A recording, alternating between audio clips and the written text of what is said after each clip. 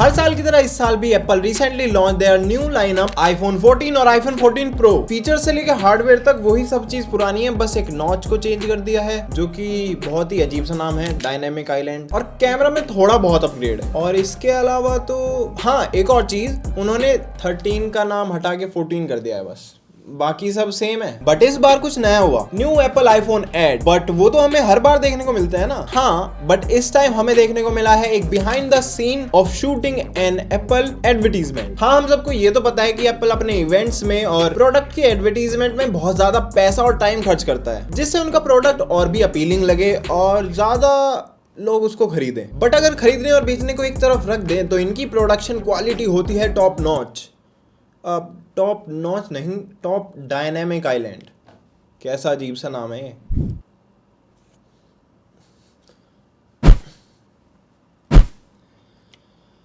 अब इससे पहले ये तुम्हारे फोन में भी आ जाए, बिना टाइम वेस्ट किए देख लेते हैं how they shot this add.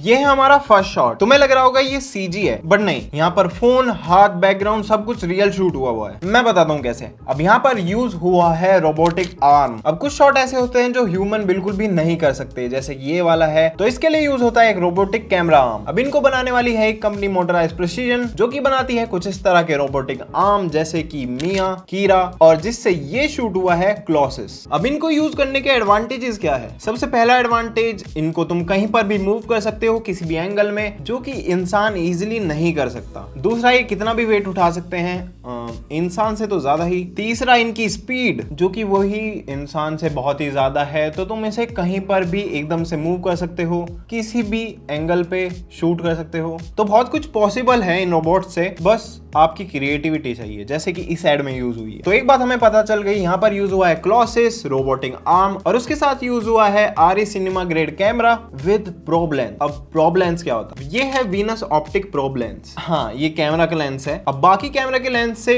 इसमें क्या फर्क है? सबसे पहली बात, ये मैक्रो शॉट लेता है और इसके डिजाइन की वजह से ये कहीं पर भी जा सकता है, जैसे कि बोतल के अंदर। और इसमें एक और फीचर है, यहाँ पर लेंस के सामने तुम्हें एलईडी लाइट्स देखने को मिल जाएंगी, जिससे अगर तुम कुछ शूट कर रहे हो वो बहुत डार्क है तो वहां पर तुम्हें लाइट ढूंढने की जरूरत नहीं पड़ेगी। तो प्रोब लेंस की मदद से ही ये इतना क्लोज अप शॉट ले पा रहे हैं। तो यहाँ पर क्या किया हुआ है, आईफोन को किसी चीज से अटैच किया हुआ है जिससे वो अपनी जगह पर बने रहे, और पीछे दोनों मॉडल्स ने उसको ऐसे पकड़ा हुआ है। हाँ, ये मॉडल भी रियल है, और बैकग्राउंड में यूज किया गया है व्हाइट रूम का, तो अच्छा खासा सेटअप है और लाइटिंग भी अच्छी खासी है। दोबारा प्ले करके देख लेते हैं। अब ये एकदम से जो मूव हुआ है, ये एक नॉर्मल बंदा तो नहीं कर सकता, तो इसी के लिए यहाँ पर यूज हुआ है क्लॉसिस, और वो आगे तुम्हें पूरे ऐड में दिख जाएगा कि क्यों उसका यूज हुआ है। और उसको ऑपरेट करना इतना भी मुश्किल नहीं है। एक सॉफ्टवेयर आता है, वहां पर तुम की फ्रेम्स लगा सकते हो कि अगर फर्स्ट फ्रेम पर कैमरा यहाँ है तो सेकंड फ्रेम पर मूव होकर यहाँ आ जाए, तो वो उसी तरह ऑपरेट करेगा। और यहाँ तक कि आप उसे एक्सबॉक्स के कंट्रोलर से भी मूव कर सकते हो। यहाँ पर तुम आर्म की पोजीशन से लेकर कैमरा की सेटिंग, आईएसओ, फोकस सब कुछ चेंज कर सकते हो सिर्फ सॉफ्टवेयर से ही। और सबसे अच्छी बात, एक बार सॉफ्टवेयर में ये सब कुछ सेट कर दो तो आर्म उसको दोबारा रिपीट कर सकता है। तो तुम एक शॉट कहीं पर ले सकते हो और एक शॉट कहीं पर, और उन्होंने मर्ज करके एक ट्रांजिशन बना सकते हो।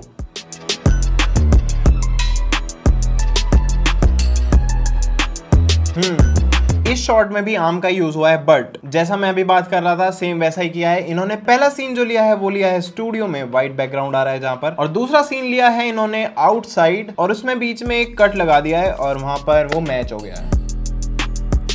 यहाँ पर ये सेम मूवमेंट है और ये कट आ गया है यहाँ पर, और ये अच्छा भी लग रहा है। तो इस तरह शूट हुआ है।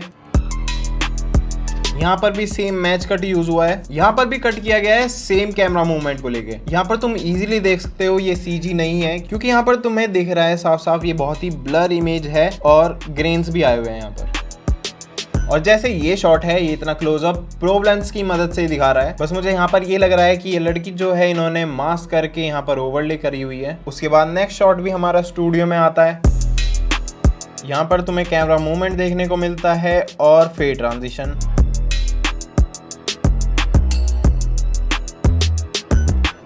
इस शॉट में प्रोब लेंस को यूज करके आईफोन को मैच किया हुआ है हर फ्रेम में, और पीछे दिखाया हुआ है टाइम लैप्स। Good shot. अब ये शॉट मेरा फेवरेट है। यहाँ पर तुम्हें दिख जाएगी एक गो कार्ट ही कहते हैं ना शायद इसे। यहाँ पर पीछे से गो कार्ट आती है, आईफोन हट जाता है, और यहाँ पर बीच में आता है एक मास्क ट्रांजिशन जो कि पेड़ है और मुझे लगता है ये असली पेड़ नहीं है, ये ट्रांजिशन के लिए लगाया हुआ है। और यहाँ पर हमारा दूसरा सीन आ जाता है। तो इस गो कार्ट को शुरू में रोटो या मास्क किया गया है। देन ये मूवमेंट भी कैमरा आर्म से लिया गया है क्योंकि सब चीज नॉर्मल स्पीड पे चल रही है, लेकिन हमारा कैमरा मूवमेंट बहुत ही फास्ट हो रहा है। उसके बाद मुझे लगता है क्रैश सीन में कार तो रियल यूज हुई है बट फोन यहाँ पर सीजी है। यहाँ पर इन दोनों सीन में तुम्हें मास्क दिख जाएगा, ये रहा मास्क यहाँ पर हो रहा है, बहुत अच्छे से ब्लेंड किया हुआ है। ये वापस से फिर से प्रोब लेंस यहाँ पर यूज हुआ है क्योंकि इतना क्लोज वो ही जा सकता है, और इतना क्लोज जाने के बाद भी तुम्हें फील्ड ऑफ व्यू कितना देखने को मिलता है कि तुम हर चीज देख सकते हो। अभी यहाँ पर इन्होंने अपना सैटेलाइट कॉलिंग वाला फीचर शोकेस किया है, ये तो ऑब्वियसली रियल नहीं हो सकता, बट यहाँ पर ये सिंपल ट्रांजिशन बहुत अच्छी लगती है कि एक पैनल इसमें से शाइन होता है और वहां से आ जाता है वाइट फेड, और ये वापस से स्टूडियो में। अब प्रोब लेंस का फायदा क्या है वो इस सीन में आपको पता लग जाएगा। ये रियल शॉट है, यहाँ पर फोन्स को ऐसे लगाया हुआ है, ऊपर से इनको अटैच किया गया होगा जो कि हमें नहीं दिख रहा, और बीच में से अपना प्रोब लेंस आ रहा है और इस शॉट को रिवर्स कर दिया बस, and this is the ad. अब ये था एड, तुमने देख ही लिया, मैंने तुम्हें बता दिया किस तरह से ये शूट हुआ है। देखो बोलने और समझाने में सब कुछ इजी लगेगा, लेकिन शूट करना बहुत ही कॉम्प्लिकेटेड हो जाता है जब आपके पास इतनी सारी कॉम्प्लिकेटेड चीजें हो। बट ऐसे एडवर्टीजमेंट को पूरी की पूरी टीम हैंडल करती है, और मुझे ये लगता है जो शॉट हमें लगेगा बहुत हार्ड है वो हो सकता है इजी शूट हो गया हो, बट छोटी छोटी कॉम्प्लिकेशंस आती हैं जो उन्हें ही पता होगी, हम यहाँ बैठ के नहीं बता सकते। ज्ञान श्रृंखल कर दिया आज तो। अब इसके साथ साथ फार आउट इवेंट जो हुआ था उसकी ट्रांजिशंस भी देख लेते हैं, मुझे कौन सी अच्छी लगी थी। अराउंड पूरा 1.5 घंटे का इवेंट था, मैं तो शुरू से लेकर आखिरी तक लाइव देखता हूँ, इसलिए नहीं कि मुझे नया आईफोन लेना है, अभी तक भी मैं XR ही चला रहा हूँ अपना और ये अच्छा चल रहा है, बट इसलिए क्योंकि छोटे छोटे सीमलेस ट्रांजिशन जो ये यूज करते हैं और इनकी प्रोडक्शन क्वालिटी बहुत ही हाई होती है। तो आओ एक बार देख लेते हैं फार आउट इवेंट के ट्रांजिशंस।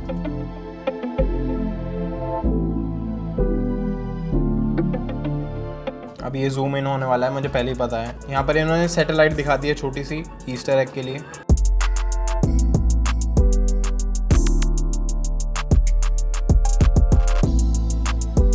ये ड्रोन शॉट है।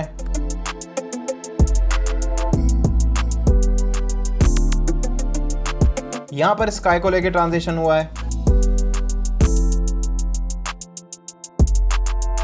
अब यहाँ पर एप्पल इवेंट्स में बहुत ही सीमलेस और स्मूथ ट्रांजिशन यूज करता है, और कभी कभी ये ट्रांजिशन बहुत ही ज्यादा कॉम्प्लिकेटेड हो जाते हैं जिससे आप यहाँ बैठे बता ही नहीं सकते कि ये कैसे शूट हुआ है। अब ये ग्लास ट्रांजिशन मुझे नहीं पता कैसे यूज हुआ है, शायद इन्होंने ये VFX से किया हो क्योंकि रियल ग्लास में तो आप नहीं घुस सकते कैमरा को लेके, तो ये पक्का 2 पैनिंग शॉट होंगे। ये भी बहुत ही सिंपल ट्रांजिशन है, बट मैं तुम्हें बता दूं ये दोनों लोकेशन ऊपर नीचे नहीं है, यहाँ पर पक्का बीच में कट है। फिर से यहाँ पर ये 2 लोकेशन है जिसमें रॉक को बीच में रख के ट्रांजिशन को हाइड किया गया है।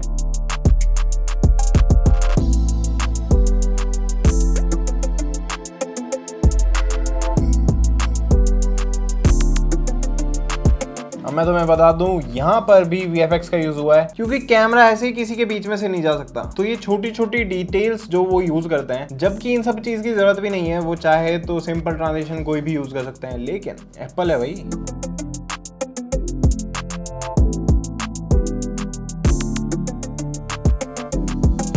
फिर से इनफाइनाइट जूम इन ट्रांजिशन कहूंगा मैं तो इसे, और ये बैकग्राउंड भी बहुत ही तगड़ा है, शायद ही ये रियल है। और मुझे पता है यहाँ पर जूम इन ट्रांजिशन होने वाला है जो कि स्क्रीन में घुस जाएगा ये, और ये भी एकदम स्मूथ था। वाह।